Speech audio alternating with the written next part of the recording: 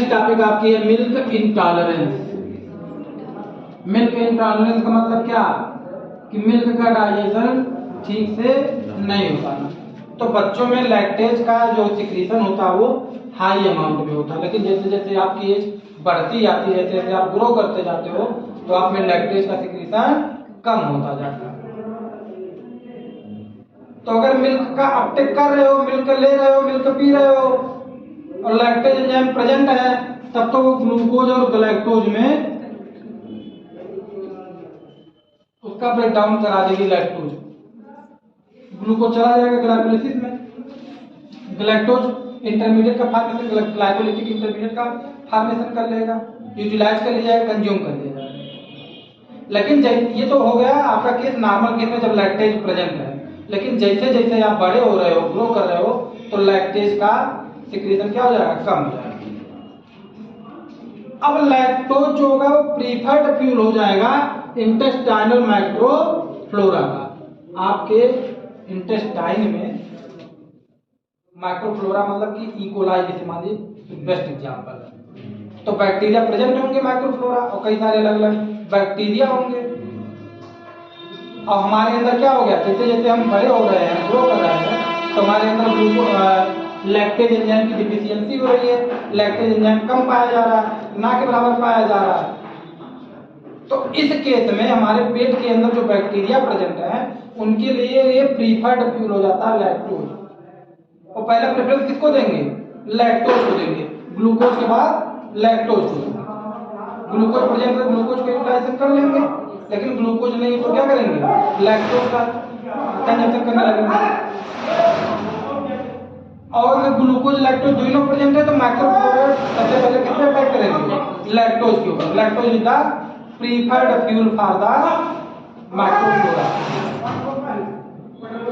Cellulose का digestion भी हम लोग नहीं कर सकते, सेलुलोज एंजाइम प्रेजेंट होती है माइक्रोफ्लोरा में। यस, तो हम लोग जो पालक साग ये सब खाते हैं तो उसका डाइजेशन कौन होस्ट करता है, माइक्रोफ्लोरा। हमारे सेल से माइक्रोफ्लोरा को निकाल दो तो हमारी जो नॉर्मल हेल्दी एक्टिविटी है ये भी क्या हो जाएगी, बीमार हो जाओगे। Because they assist in the digestion of various component which can not be digested by the our cell. जिस चीज की हम डिफिशियंसी रखते हैं उस चीज को लेकर के ये खड़े हैं। दैट्स व्हाई ये म्यूचुअलिस्टिक रिलेशनशिप कि हम लोग उनको शेल्टर दे रहे हैं, फूड दे रहे हैं, तो वही हमको क्या कर रहे हैं, डाइजेशन करके वेरियस प्रोडक्ट का फॉर्मेशन करा रहे हैं। अगर वो नहीं होंगे तो डाइजेशन नहीं होगा। माइक्रोफ्लोरा नहीं होंगे तो साग सब्जी मिलना, सब्जी नहीं साग स्पेशली बथुआ पालक ये सब हम लोग भी खाना बंद कर देंगे, क्योंकि हमारे अंदर सेलुलोज नहीं प्रोड्यूस हो पाता है। उसका भी ब्रेकडाउन कौन कराएंगे, माइक्रोफ्लोरा कराएंगे। ठीक,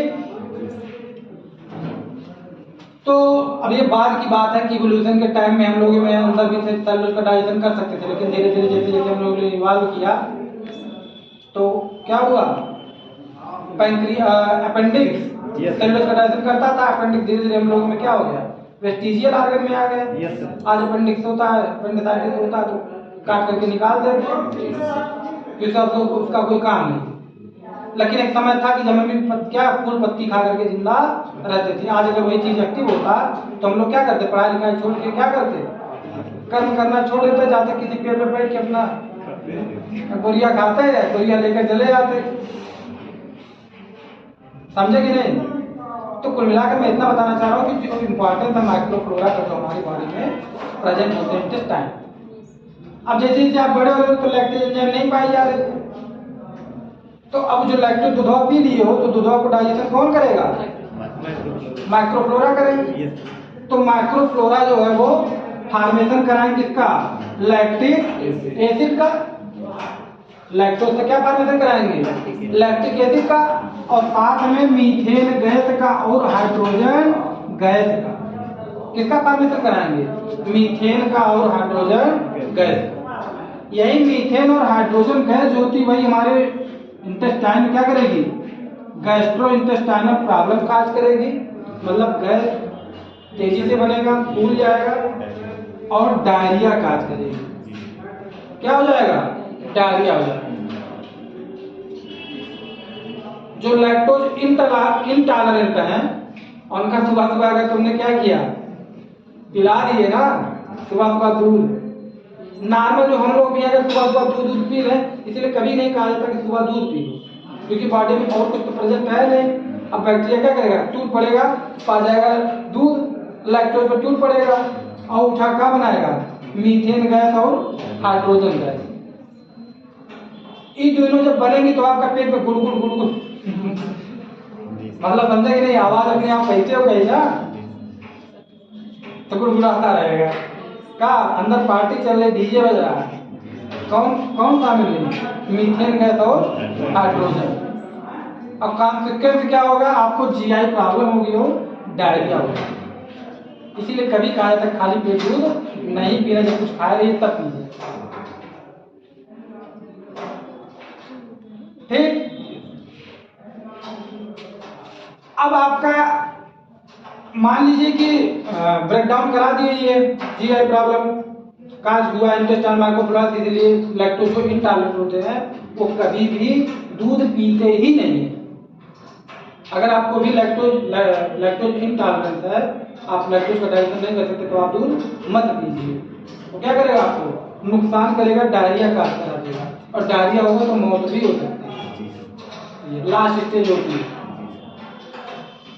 ठीक है, मतलब इतना सीरियस नहीं होता है, काला टॉक्सिन वाला इलाज तो है नहीं, लेकिन ये कि आपको प्रॉब्लम काज करेगी, हॉस्पिटलाइज हो सकते हो। ठीक है, ये जो ग्लूकोज से गलैक्टोज निकला है,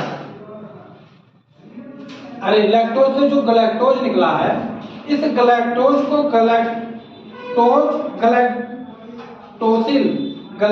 है, गलैक्टोसिल 1-फास्फेट यूरेडिल ट्रांसफरेज, गलैक्टोसिल 1-फास्फेट यूरेडिल ट्रांसफरेज क्या कराएगा, ग्लैक्टोज का कन्वर्जन करा देगा, ग्लैक्टोज को बदलवा देगा ग्लाइकोलिटिक इंटरमीडिएट में। ग्लाइकोलिटिक इंटरमीडिएट में जो ग्लाइकोलिसिस साइकिल होती है या ग्लूकोज के जो भी इंटरमीडिएट प्रोडक्ट होते हैं उसमें उनका कन्वर्जन करा देगी, जिसको बॉडी एब्जॉर्ब कर लेगी और यूटिलाइज कर देगी वेरियस साइकिल, वेरियस पाथवेज के। तो कंप्लीट कंजप्शन हो गया। अगर लेकिन मान लीजिए कि गलैक्टोसिल 1-फास्फेट यूरिडिल ट्रांसफरेज जीन म्यूटेट हो गए, अब ये जीन पाई नहीं जा रही है, तो गलैक्टोज का ग्लाइकोलिटिक इंटरमीडिएट में कन्वर्जन नहीं हो पाएगा। अगर ये कन्वर्जन नहीं हो पाएगा तो गलैक्टोज मतलब नहीं हो पाने का मतलब है कि गलैक्टोसिल 1-फास्फेट यूरिडिल ट्रांसफरेज अब गलैक्टोज का कन्वर्जन ग्लाइकोलिटिक इंटरमीडिएट में नहीं कर पाएगा। कब, जब ये जीन का म्यूटेशन हो जाए, ये जीन एब्सेंट हो जाए।